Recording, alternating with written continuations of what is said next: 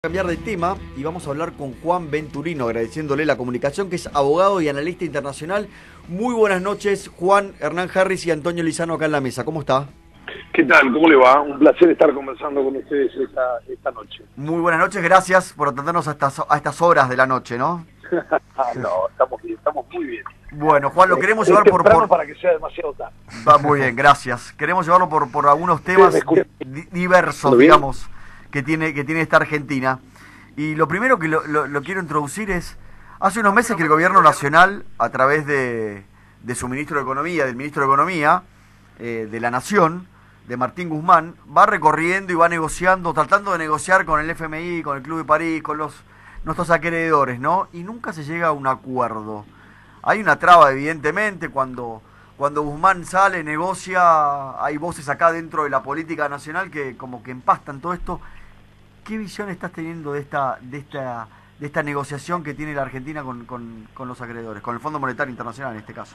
Bueno, coincido bastante en el diagnóstico en realidad que hacen, que tiene que ver con que a nivel nacional este es un gobierno, digamos, si se quiere, de transición o un gobierno de coalición, que claramente hay algunas cuestiones internas que no se han resuelto, ¿no?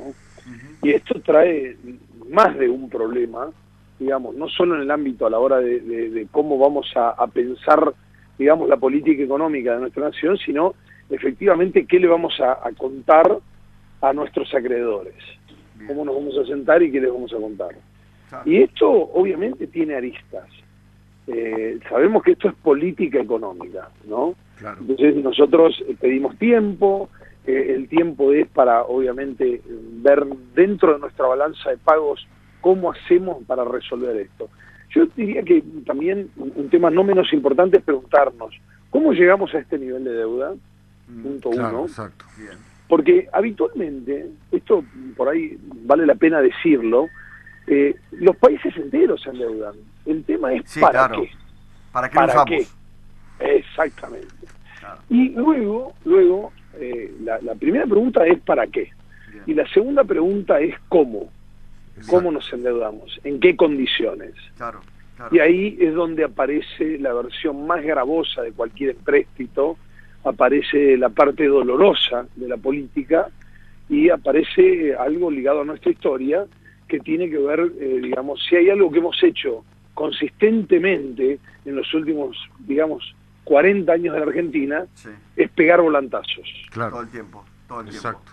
Entonces, todas estas cuestiones a nosotros nos ponen, a la hora de sentarnos a dialogar con acreedores de diversos tipos, con los diversos países, no nos toman en serio. Claro, claro. Y esto es otro problema, ¿eh? Y esto, créanme, yo lo digo con dolor, no lo digo con alegría. No, porque además a veces somos defolteadores seriales en este país. Exactamente. Además de ser defolteadores seriales, y aquí insisto, es ¿para qué tomamos ese nivel de deuda? Exacto.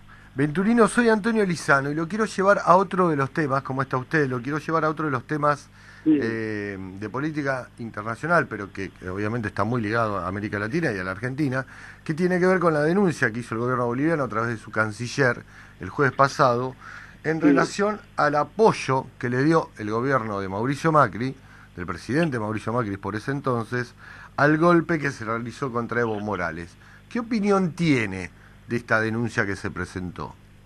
Me parece gravísima, me parece que además guarda rigor e identidad porque fuimos los primeros que hemos dicho, consultados por diversos medios nacionales e internacionales, digo, a nivel regional, los que dijimos que lo de Evo Morales, independientemente de todas las fallas, digamos, durante sus presidencias, que claramente parte del problema es Evo Morales, no estoy diciendo solo parte de la solución, y esto no viene a decir que Evo Morales es fantástico, claro, pero fuimos los primeros que dijimos que luego de que se había equivocado, que se había pensado eterno y que, digamos, esos errores que había cometido, quería retirarse. Ahora, tenía que irse perseguido políticamente, prácticamente como un ladrón. Esto hablaba de que estábamos frente a un golpe ayornado, si se quiere, exacto, o cívico-policial, claro, o prestidigitado de otro lado. Modernizado, claro. Exactamente. Poca gente... pocos analistas internacionales, y esto lo digo con humildad, pero con firmeza, sí, han dicho y han sido certeros en esta línea, diciendo que lo de Evo Morales era un golpe.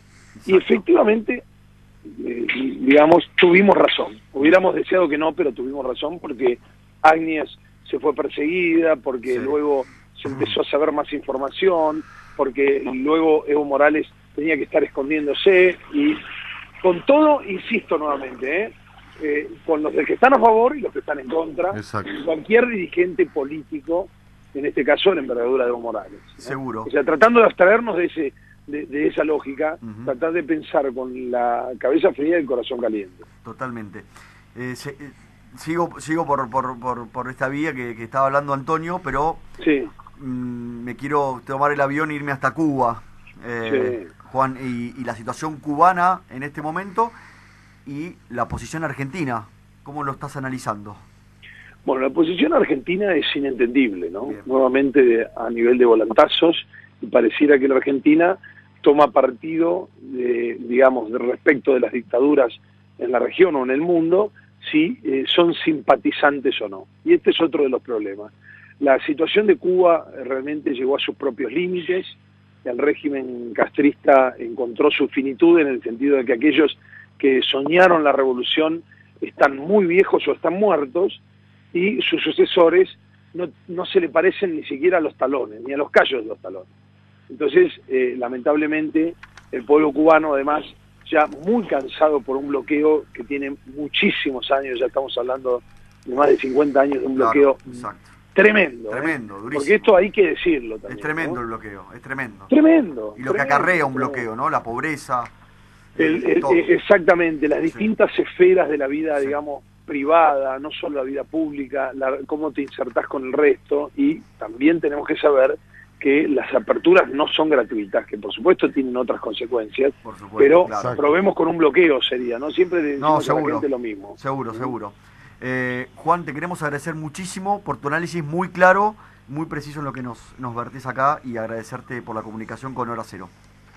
Gracias a ustedes, eso es un placer. Simplemente me gustaría decirte respecto del tema cubano, como para cerrar, ¿cómo no? Que con mucho dolor, porque la verdad es que era una esperanza, si se quiere, regional, por lo menos de independencia en el sentido ideológico, y que empieza de alguna manera a desvanecerse lentamente con sus propios límites. Pero no hay que ser ajenos de estos bloqueos, ¿no? Totalmente. Muchísimas gracias, Juan. Un placer. Un abrazo. Fue Juan Venturino, abogado y analista internacional. Ahora, la agenda política y legislativa de la ciudad en